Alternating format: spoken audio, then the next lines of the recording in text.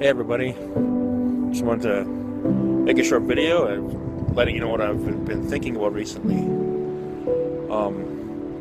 As I look around on Facebook and I look around the world, I see this division growing wider and wider. The division I'm speaking about is between the people who believe we should wear masks and be vaccinated versus the people who do not believe that we should wear masks and we do not need to be vaccinated. This division is growing wider and wider as we speak. And if you look on Facebook, it's a very harsh and unkind debate, which, living in a free country, I'm defending both sides here. Living in a free country, we should be able to believe either side and not have the other say anything mean and harsh towards us. But I've had friends, a lot of friends, come and ask me where my stance is on the mask or anti-mask or whatever, and also about our government and the path that it is taking. I think the underlying question they're really asking is, if you're a Christian and you stand and you live your life and try to stand for good, then why aren't you taking a stand for one side or the other? And why aren't you taking a stand against the government when it does evil things or bad things against its people? And it's a good question, because if Christianity is supposed to stand for good, then we should take the stand of good, whichever side that is. But I'm going to refuse right now to take a stand on any of these things in public. I have my thoughts, but I'm not going to get into those things. And the reason is because in the Bible, Jesus was brought forth a similar question. And a little backstory is the Roman power had overtaken the Jewish people. And they were a tyrannical government, and they would overtax the Jewish people. And it wasn't fair, but that's what they did. And so the Pharisees, trying to trap Jesus, they asked him this question. I'm going to read you from the Bible here. The Pharisees went and plotted how they might entangle him, talking about Jesus, in his talk. And they said, "Teacher, we know that you are true and teach the way of God in truth. Tell us, therefore, what do you think?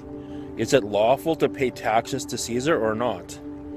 But Jesus perceived their wickedness and said, "Why do you test me, you hypocrites? Show me the tax money." So they brought him a denarius. And he said to them, "Whose image and inscription is this?" They said to him, "Caesar's." And he said to them, "Render therefore to Caesar the things that are Caesar's, and to God the things that are God's." The Pharisees were trying to trap Jesus. If he would have said, "No, I don't believe we should pay taxes," then the Pharisees would have went to the Roman government, told them that Jesus was trying to incite the people to not pay their taxes, and that would have caused a lot of problems. But if Jesus would have outwardly said, "Yes, pay your taxes," then the Jewish people would have been upset with him, because Jesus would, in a way, be advocating the unfair high taxation of that government. But in his wisdom, and being the Son of God, he said, "Give to Caesar what is Caesar's, and to God what is God's." And that's what I'm going to do.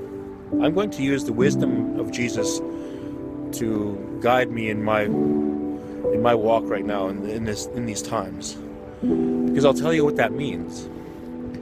Right now, if the government says for me to wear a mask in public, I will wear it. But there's coming a time when the government is going to try to force people to worship contrary to the law of God. And it is at that time, that I'm going to take my stand. And I will be very vocal. And you'll hear a lot from me. And, God willing, I hope I can stand in that time.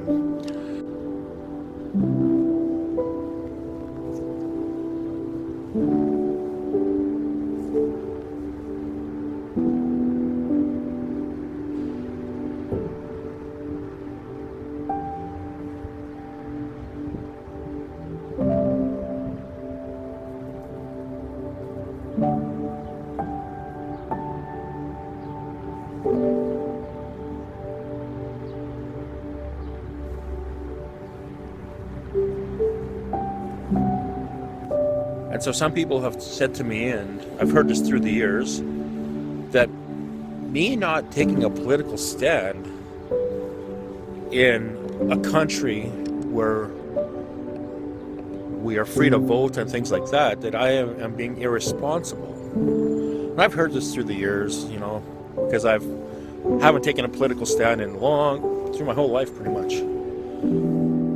But I just want to tell people like that what I think about that. What does the word faith mean? Just think about that for 1 second. What does the word faith mean? And I could ask 10 people this question, and I'd probably get quite a few answers, I'm sure. But let's look up what the definition of faith means. The first definition says complete trust or confidence in someone or something. Okay, so if faith means a complete trust in someone or something, then that would mean that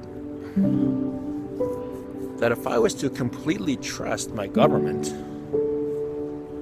and follow the dictates or whatever it says to do, then that would mean I would have complete faith in them. You see where I'm going with this? So this is my choice. These are my two choices as a Christian. Do I have complete faith or trust in my worldly government? Or will I have complete faith or trust in God's government? Because God has a government. Did you know that? Jesus has a kingdom. Therefore, if he has a kingdom, then he has a government. And so, as Christians, the Bible says that we are ambassadors here on this planet.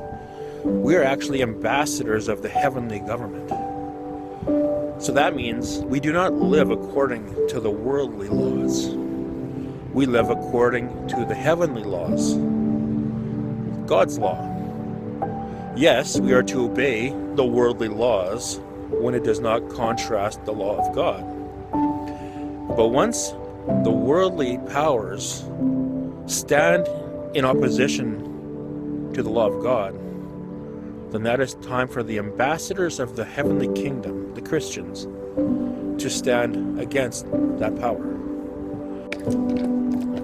Well, that's about all the things that's on my mind for today. Hope everyone has a good day and a good week. Take care and God bless. Until next time.